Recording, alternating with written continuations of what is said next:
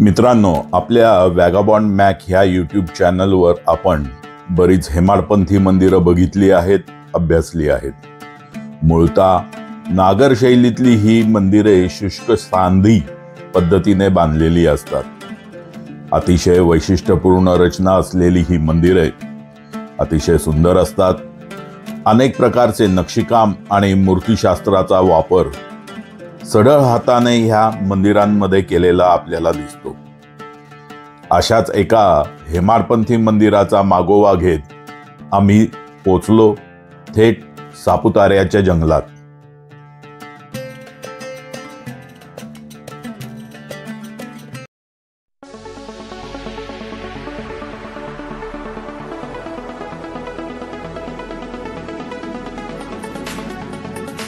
Welcome back friends, मी वॅगाबॉन्ड Mac, अद्भुत, अद्वितीय, अपरिचित, रहस्यमय ठिकाणं आणि मंदिरांच्या सुंदरतेवर मी व्हिडिओ बनवत असतो। मित्रांनो, आज मी आलेलो आहे एक पुरातन असं हेमाडपंथी मंदिर बघण्यासाठी।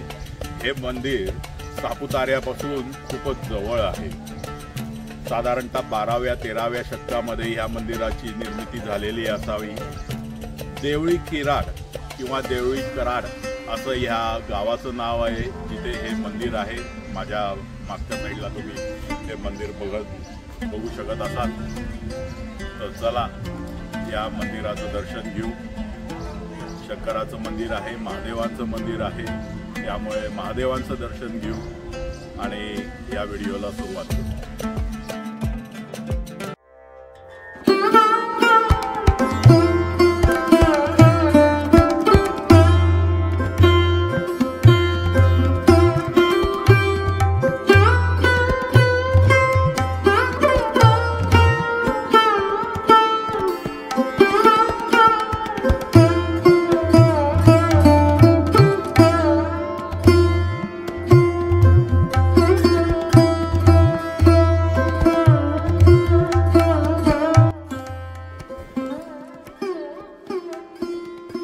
नंदी महाराज अतिशय सुबक,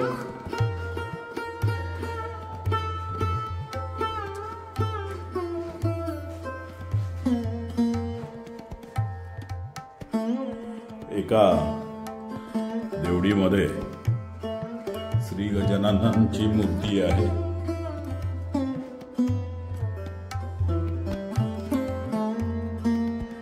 मंदिराचा अंतराळ अंतराळाला खूप सुंदर आणि हेमाडपंथी शैलीमध्ये असतं तसं छत आहे।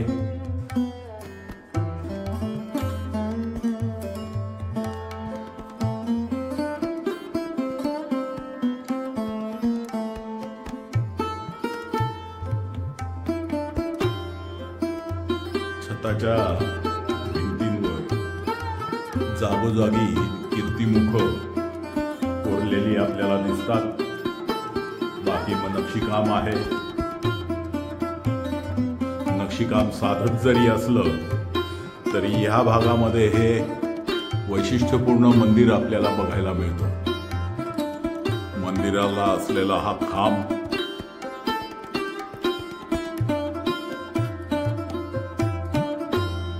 वेगवेगळे नक्षीदार काम या खांबावर करण्यात आलेलं आहे।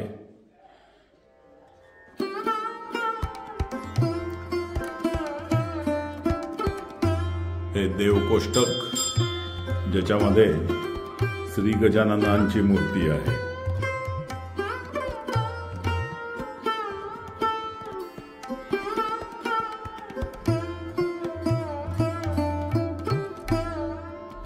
दोन कीर्तिमुख असलेलं हे प्रवेशद्वाराचं उंबरठ आहे। त्याच्यावर दोन कीर्तिमुख कोरलेली आपल्याला दिसतात। मध्ये खूप छान अशी नक्षीकाम आहे। बाजूच्या द्वार शाखांवर काही नर्तकी आहेत। एकूण 4 द्वार शाखा आहेत। हेमाडपंथी मंदिरात मध्ये 5 किंवा 7 द्वार शाखा आतापर्यंत मी बघितलेले आहेत. इथे द्वारपाल दिसत आहे. हे द्वारपाल बहुतेक विष्णूंची मूर्ती असावी. एकूण 4 द्वारपाल इथे आपल्याला दिसत आहेत. 4 वेगवेगळ्या प्रकारच्या मूर्ती आहेत. मधली मूर्ती ही विष्णूंची असावी आणि बाजूला 2 सूरसुंदरी किंवा द्वारपालिका आपल्याला दिसत आहेत आणि एक द्वार सेवक पण आहे.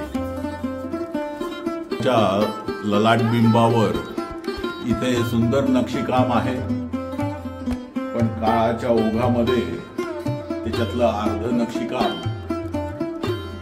झिजून गेलेलं आहे किंवा नष्ट झालेलं आहे. उरलेल्या नक्षीमध्ये आपल्याला काही तिथे सूरसुंदरी दिसत आहेत, नर्तिकी आहेत आणि एक गणपती असावा मध्ये. ललाट बिंबावर सुद्धा इथे गणपती आहे, पण गणपती आता ओळखू येण्याच्या परिस्थितीत नाही. त्याची झीज झाली आहे. इथे 2 देवकोष्टक समोरासमोर आपल्याला दिसतात, पण ती आता रिकामी आहेत. त्याच्यामध्ये कुठलीही मूर्ती आपल्याला दिसून येत नाही. हे गर्भगृहाचं छत, वरती कमल पुष्प आहे, पण लाईट उलट्या डायरेक्शनने येत असल्यामुळे त्याचं चित्रीकरण करणं शक्य नाही. मागे एक देवकोष्टक आहे. तिथे उमा महेश्वरांची मूर्ती आपल्याला स्पष्ट दिसते.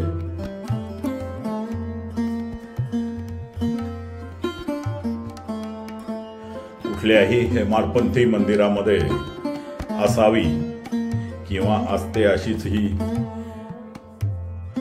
सुंदर अशी शंकराची पिंडी, शिवलिंग सुंदर आहे. त्याच्यावर कुठलंही नक्षीकाम नाही आणि कुठल्याही प्रकारचा मुलामा त्याला देण्यात आलेला नसल्यामुळे त्याचं जे ओरिजिनल स्वरूप आहे ते आपल्याला दिसत आहे. वरती अभिषेकाची सोय केलेली आहे. पूर्णपणे दगडी बांधकाम आहे. हे मंदिर साधारणतः 1200 ते 1300 वर्ष जुनं असावं. छोटस मंदिर आहे, पण वैशिष्ट्यपूर्ण आहे. हेमाडपंथी मंदिरांची हीच वैशिष्ट्य असते. हा नंदी मात्र नीट निरखून बघितल्यावर लक्षात येतं की हा पुरातन काळातला नंदी नसून हा आत्ता अलीकडच्या काळामध्ये इथे आणून बसवण्यात आलेला असावा. त्याच्यावर केलेलं नक्षीकाम आणि साधारणतः त्याच्यासाठी वापरला गेलेला दगड हे आपल्याला एक्सप्लेन करू शकतं की हा नंदी पुरातन नाही. तसंच हा कुर्मावतार कासव आहे. हेही अलीकडच्या काळामध्ये इथे बसवण्यात आलेलं असावं. मंदिराचं हे सभागृह, सभामंडप छोटासा आहे. त्याच्यावर छान नक्षीकाम पण करण्यात आलेलं आहे. मंदिरांच्या बाह्य भिंतींवर सुद्धा सुंदर नक्षीकाम करण्यात आलेलं आहे.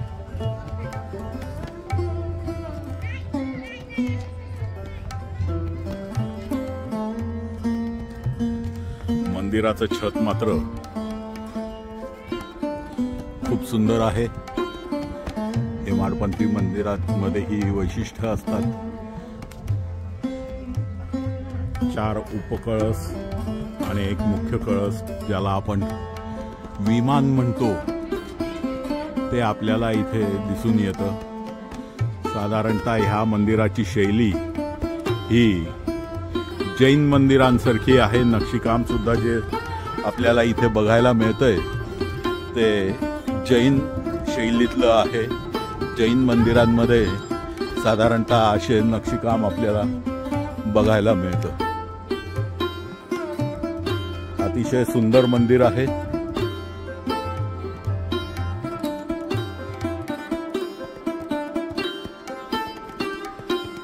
मंदिराच्या कळसावर असलेली ही एक सुंदर मूर्ती आणि हे कळसाचं बांधकाम, नक्षीकाम अतिशय नाजूक पद्धतीने करण्यात आलेलं आहे आणि अतिशय सुंदर आहे. तसंच मंदिरामध्ये या बाह्य भिंतींवर सगळीकडे कीर्तिमुख नक्षी म्हणून वापरण्यात आलेली आहे. खालच्या साईडला पण आपल्याला कीर्तिमुख स्पष्ट दिसतं. कीर्तिमुखांचं पूर्ण एक माळच्या माळ इथे नक्षीकाम म्हणून वापरण्यात आली आहे. मंदिरातील शंकराच्या पिंडीवर होणारा अभिषेक बाहेर येण्यासाठी, मंदिराच्या बाहेर त्याचं निष्कसन होण्यासाठी म्हणून इथे हे मकरमुख कोरण्यात आलेलं आहे. साधं आहे पण खूप सुंदर आहे. नक्षीकाम खूप छान करण्यात आलं.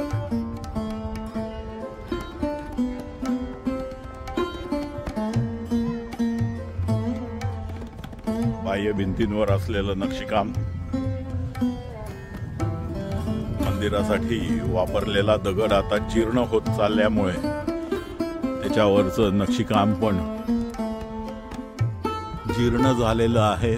बऱ्याच ठिकाणी अस्पष्ट दिसतं.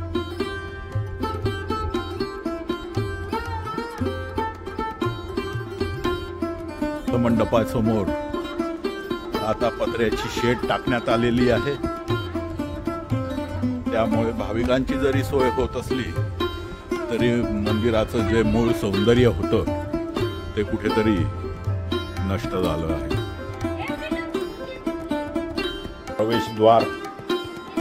प्रवेशद्वारावर खाली आपल्याला 2 कीर्तिमुख आणि मध्ये एक छानशी नक्षीकाम दिसतं आहे. द्वार शाखा साध्याच आहे. त्याच्यातली नक्षी पण आता विरून गेली आहे. पण सुंदर नक्षी पूर्वीच्या काळी असणार. आणि ललाट बिंबावर आणि वरती असलेल्या भागामध्ये छान नक्षीकाम आहे. 5 देवता आपल्याला इथे 5 मूर्त्या दिसतात. त्या कुठल्या देवाच्या आहेत ते आता ओळखणं जरा मुश्किल आहे, पण मूर्ती छान आहेत. हे छत आणि त्याच्या बाजूला केलेलं हे नक्षीकाम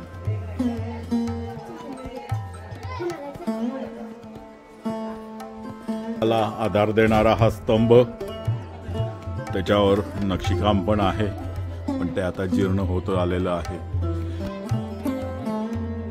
वरती आपल्याला दिसत आहेत त्या यक्षिणी, ज्यांनाच आपण भारपाल म्हणतो, ज्यांनी मंदिराचं छत आपल्या समर्थ खांद्यांवर वेललेलं आहे, तोललेलं आहे. ही पण नक्षी आता जीर्ण अवस्थेत आहे. असे 4 भारपाल आपल्याला इथे प्रत्येक खांबाला दिसतात.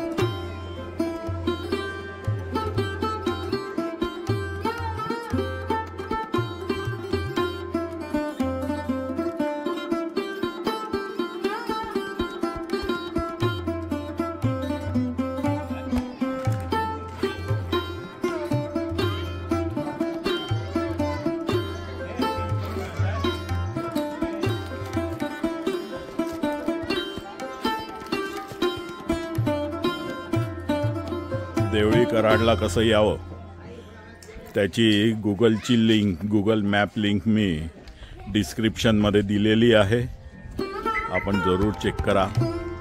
सापुतारा इथून फारच कमी अंतरावर आहे.